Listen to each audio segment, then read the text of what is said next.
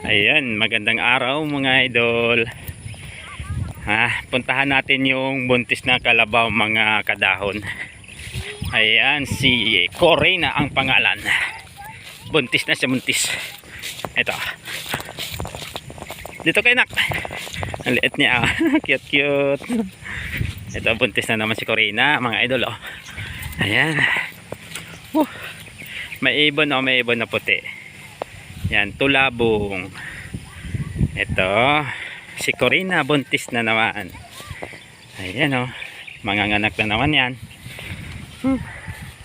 Bakit kaya yung kalabaw mga idol ay pag manganak ay isa lang, hindi kambal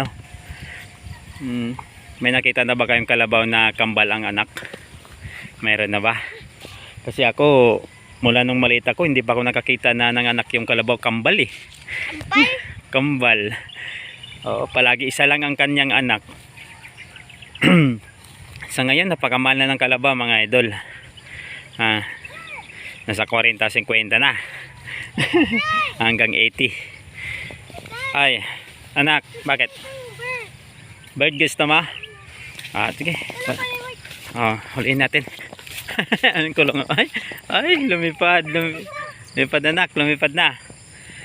Ayan may manok tayong dyan manok na native. Medyo mainit na mga idol, medyo mainit na.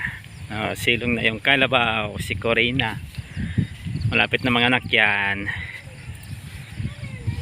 Rin siya mga idol, parang tao din yung kalabaw. 9 months din nanganganak. 9 months.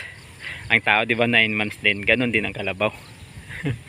Kaya lang ang tao pag manganak minsan kambal, hindi lang kambal, triplets pa.